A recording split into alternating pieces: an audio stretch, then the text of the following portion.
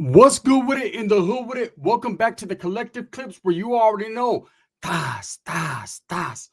We get it in. But before we get it in, let's get this intro in.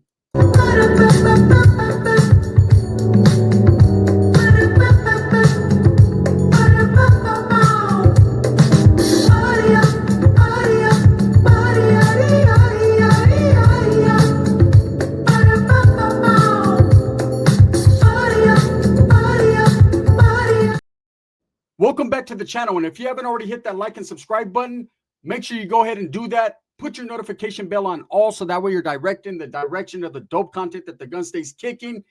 And I appreciate the support. I'm very humbled by it. Wow.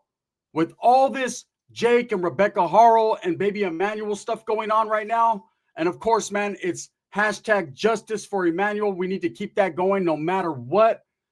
These two idiots have family members and they have a long history of violence, okay? Not necessarily Rebecca, but her family. You know, there was a story that was uncovered that her brother is doing 50 years to life for a shooting and a cover-up that is similar to what Rebecca tried. And I wanted to read the whole case, okay? I wanted to read you guys the case so that you guys get a better understanding of just who James Buhausen is. That is Rebecca Harrow's brother. He is now in the California Department of Corrections doing 50 years to life for killing his own girlfriend. Now, what led up to this? We're going to read it right here. But one thing I want you to know for sure is, how does this play into what's going on right now? Well, any history is going to be looked at. Any back history, any family members, anybody suspected of foul play. This is what detectives do to kind of figure out just who these people are. Now, you can't judge another person. You can't judge a book by its cover, and you can't judge another person based upon what their family members done. You know, if I'm a convicted killer, don't hate my brother for it, right?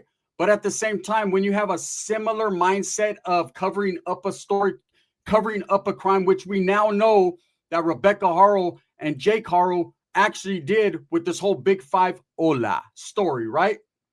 They figured out somewhere in their mind that they were going to get away with murder of their own child by concocting this story. And what makes me so mad about this story is that they had crocodile tears. They had no tears. They were faking it to make it. And at the same time, we're talking about a little child, a baby boy who had been abused, it seems like severely over time, right? Now, I know a lot of people are saying, well, there's no merit to that. How do you know? Based upon the father, Jake Harrell's history of violence around children, one could only think, right? Now, with Rebecca, there really is nothing saying that she was abusive towards her son, but it's abusive mentally and violently in the mind if you don't do something. If you're a mama bear, that is not mama bear, because if you don't go take care of your child and put your child in front of that man and get out of the situation and take your child out of the situation, you're just as guilty of sin as he is. When she concocted that story, when she said hola, that made her just as guilty. She covered for that man. She covered up a story. She did exactly what her brother did, her sibling, her blood brother did to cover up a story. Let me read to you guys the article from the Desert Sun. And this is about the brother, James Buhausen, Rebecca Harrell's brother, and his case. It says, a man was convicted of shooting his girlfriend in the head at their Palm Springs apartment and staging the scene to look like she took her own life, was sentenced on Monday to 50 years to life in prison. James Buhausen, 35, was convicted in July of first-degree murder in the March 15th, 2017 death of Jalen Amanda Keith, 27. Keith was found with a single gunshot wound to the center of her forehead in the bathtub of the Bernardo Road apartment the couple shared. So he killed his own girlfriend. Assistant District Attorney Michelle Paradise told jurors that Buhausen rendered Keith unconscious, placed her into the tub, then shot her while shielding himself from blood splatter behind a shower curtain. Wow. The defendant told investigators, responding emergency personnel, and a 911 dispatcher that Keith had shot herself while he was asleep. According to Paradise, a head wound discovered by investigators occurred independently of the gunshot and hinted that Keith may have been assaulted in order to stage an apparent suicide. So she did have bruising on her body. There, you know, these investigators can tell. The prosecutors questioned Buhausen's statements regarding the morning of the shooting, in particular his account that he searched for Keith, but was being while being roused from sleep by a popping sound, and that he believed it might have been coming from their air conditioner. I can tell what a gunshot is compared to my AC going out, right? But this was his story. This is, you could see the pattern and the history with his sister. They're not very good at making up these stories. What makes them think they can get away with murder doing this? I'm surprised he didn't say, I heard hola, and then I woke up. Come on now, man. Hey, everyone nowadays with the atmosphere that we live in is quick to blame the raza and paisas, man. We need to stop that shit. Unfortunately, you need to stand on your 10 for what you did, idiots. Paradise emphasized that the apartment was about 430 square feet and that the bathroom would have been easily visible from the couple's bed. She also described Buhausen as a gun enthusiast who regularly went shooting and should have known what a gunshot sounded like. I agree. Especially someone that's been around guns and knows guns, you know what a gunshot sounds like. We called bullshit. The couple's nearly 5-year relationship deteriorated over Buhausen's alcoholism. Again, with Rebecca and Jake, a lot of people are making assumptions or saying that there was a lot of meth usage, drug usage, and this is what could have led up to the abuse that Jake Haro did to baby Emmanuel as well as his daughter Promise. At the same time, it does make a lot of sense. Drugs do cloud your mind and your judgment. Obviously, this family, Rebecca's family, does have a history of alcoholism. So that definitely played a part into this murder. And we do not know at this time what played a part into Emmanuel's murder other than his father just being a piece of shit and his wife being one too. We'll leave it like that. The couple's nearly 5-year relationship deteriorated over Buhausen's alcoholism, leading him to undergo rehab stints and triggering several arguments between the two. It happens all the time. She wants you to get off the shit. You want to stay on the shit. Paradise quoted a December 28, 2016 text from Keith, which is his girlfriend, to a friend in which she wrote, James has been drinking for the last 4 days. This might be the end for us. This tops it all. So she was at the end of her rope. She was getting ready to leave this guy. According to the prosecutor, Keith had come to the breaking point in the relationship and was going to leave if Buhausen would not stop drinking. Again, Buhausen is Rebecca Haro's brother. On March 14th, the day prior to her death, Keith texted a family member that Buhausen got psycho on me during an altercation in which he smashed his cell phone and screamed at her. So he started to get a little bit over the edge. The end was coming. He was getting a little bit more physical. He was getting a little bit more temperamental. He was getting a little bit more argumentative, a little bit more crazy. And she described it as being psycho on her. He smashed her phone and he screamed at her. Paradise said Keith was going to tell him she was leaving him after he sobered up and said she was afraid things would get physically bad. And she told him, according to the prosecutor. In one text message, she relayed to a friend that Buhausen had taken a pistol out of his gun safe, which scared her and caused her to take the safe keys and hide them. Okay, so he was letting her know he was at that point and she should have left. But, women that are in love with their husband, their boyfriend, they're willing to take more than the average person would because they see the good in them. They don't necessarily see the bad. They're willing to overlook the bad. They don't understand it's going to get real bad. The prosecutor vehemently denied that Keith was suicidal and reported that even Buhausen told police that Keith had never expressed any suicidal feelings. Buhausen's attorney, Greg Johnson, argued that a bladder syndrome was caused Keith's substantial pain and was another stress on the relationship, pushing her to take her own life. So they're saying she had a bad bladder, and so she decided to just go into the shower or the bathtub and kill herself. I guess because her bladder hurt too much. He said 2 internet searches were made on her cell phone referring to she had some type of disease dealing with her bladder. On March 12th, an IC depression, and another on March 15th, another suicidal depression, about 40 minutes prior to when Buhausen called 911. So they're saying that she was on the phone with like a hotline. He could have easily grabbed her phone. He could have had her already in a situation where he was able to get her phone, rendered her unconscious, made these calls to kind of cover it up. He's doing the Mr. Ola thing. Paradise, which is the detectives, countered that Buhausen used Keith's phone to call 911 and was seen using her phone after investigators arrived at the apartment. So he did have her phone. The prosecutor called the searches a red herring and an excuse to plant a seed because this is supposed to make up to look like a suicide. She said Keith's doctor and her illness was stabilized and that medication was providing successful in controlling her pain, or it was proven successful. But Johnson argued that Keith was in more pain, both physically and emotionally, that she had let led on to her loved ones and describing her relationship with Buhausen as the final straw in a rough life that included losing her home, which burned down soon after her father's death. A lot of deaths surrounding this family, huh? A lot of death. In the months following his girlfriend's death, Buhausen quit his job, moved back to his hometown of McAllen, Texas, where he was eventually arrested by Palm Springs investigators on October 18th in the parking lot of a shopping center, right? He went to trial. His lies became a reality. He was convicted. 50 years to life. He did admit later on in a jailhouse interview and did come clean about it. But it took time. And that's what's happening with Rebecca. It's going to take time. I'm sure eventually, and this is just my perspective on the situation and where I stand and basically what I'm thinking. So everything here is my own perspective, right? It's not based upon facts, but it's based upon my experiences in the prison system, based upon my experiences in the street system, being around drug addicts, having family members that are drug addicts, friends, myself dabbling in cocaine at one point in time, right? And keeping it real. And to be straight point blank up with you, I believe that she's eventually going to tell the truth. And only then will we find out where baby Emmanuel is. You know, Jake obviously is a situational liar. He lies depending upon the situation. And let me tell you right now, he lies in every situation.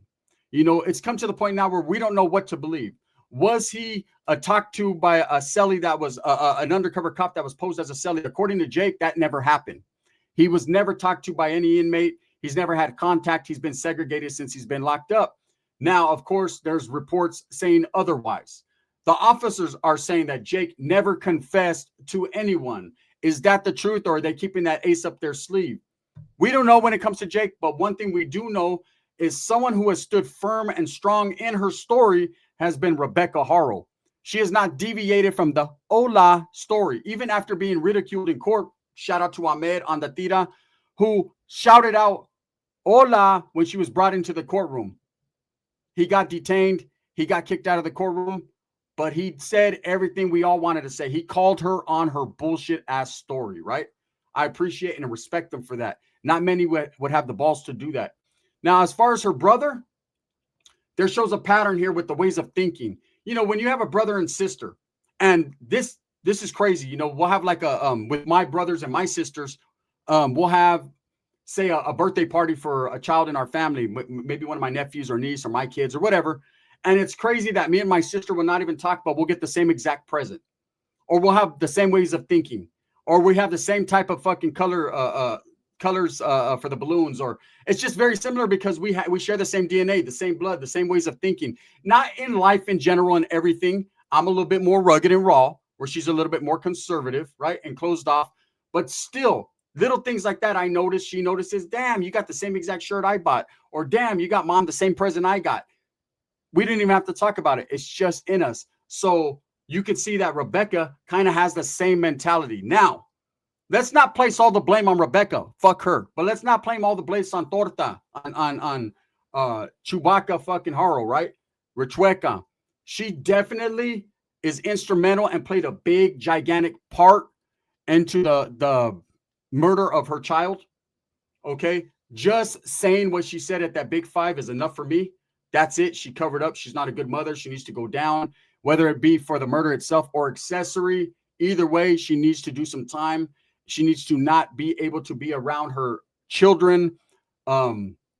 She needs to suffer just like baby Emmanuel suffered, right?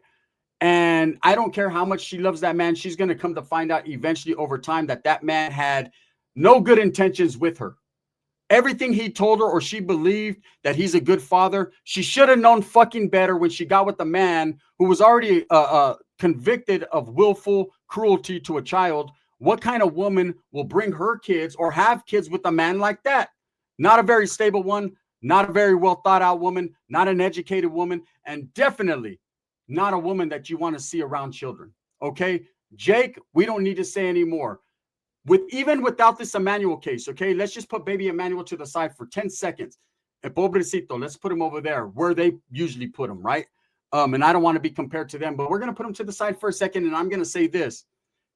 Even with the crime that he did to his daughter, and he willfully participated in that, he should never be out on the streets. But we all know the judge made some errors in his judgment. And of course, the district attorney did not press as hard as he would press on someone simply stealing a hat or a payday candy bar.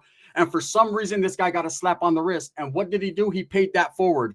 He gave the kid a slap on the wrist. Unfortunately, the kid's bones are not as stable as Jake's, right? Now Jake's Rebecca Haros' brother is doing his time.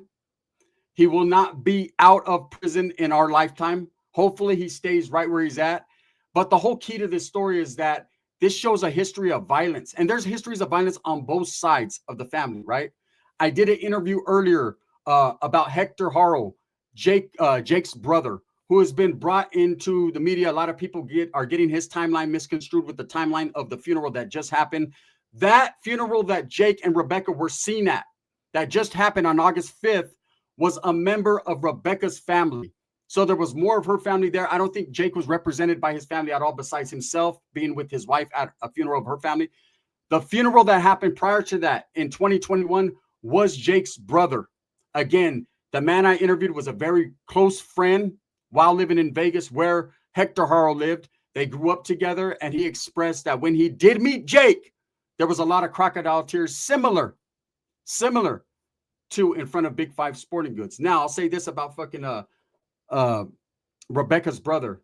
You know, it's a totally different case. It has nothing to do with what Rebecca's involved in. You know, just because a person kills another person doesn't automatically make them a child abuser or any that has anything to do with it. Just like I wanted to separate Hector Haro from that situation. That's why I did the interview, to get a better background and understanding, and also to figure out who, just the way Jake looked and he was thinking at the time. And remember, Rebecca was not with him at that time. This case does have a lightweight impact on what's going on now, just based upon it shows a pattern of covering up. It shows a pattern of thinking, and it shows that the mother of Emmanuel, or the monster of Emmanuel, right, Rebecca, didn't fall too far from that family tree. Now, whether she concocted this story, and I doubt she did it by herself. I'm sure Jake was very instrumental in coming up with this story. And just like I said, the setup game was well in place before. She didn't realize it. He sent her to the Big Five. She was the last one seen with the baby, right? Or was she? In fact, the last video we actually have of her with the baby and Jake with the baby is in a parking lot of Costco, right? So they were both seen with the baby at the end. Now, whether she's so stupid, she put herself on the spot. Oh, I had him, and he's like, she was just trying to change his diaper. Well, what she told you, or what you told her to tell you, is not real. Now they are arrested. Now Jake and Rebecca are looking at murder for malice, and then Jake got a laundry list of other charges, which I believe they did that just so they could hold him. The joint suspension will be overturned. He has possession of a firearm and ammunition by an ex-con. There's a lot of things he's got going on. He's in trouble, right? He will be held accountable for his daughter. She will finally get justice. And I was thinking, man, maybe this whole thing, because it's hard to reflect and think, why does a baby have to go through this type of shit? Why would a baby be put on earth to have to go through so much pain and torture and emotional distress and everything? It just makes no sense in this world we live in. You ask your higher power why, with a big question mark, a lot of question marks. Why? Maybe this baby went through this in order for Promise to get justice, for both of them to get justice. Unfortunately, that's just the way the world works. We have sick people that are demented and possessed, and they do these types of things. I'll tell you right now, Jake and Rebecca Haro are not normal. By no means is any man that touches a child in any type of vicious fashion normal. He's a piece of shit. She's just as bad, if not worse, for letting him do it to her own child or to any child. See, it doesn't necessarily have to be your own child. If someone does it to any child, they're done.